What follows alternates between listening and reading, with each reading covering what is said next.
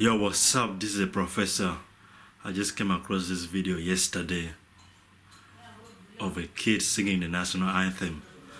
And this kid was singing the national anthem, but he had, hiccups.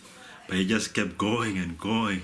Australians, oh, let us rejoice. Oh, we cry again free.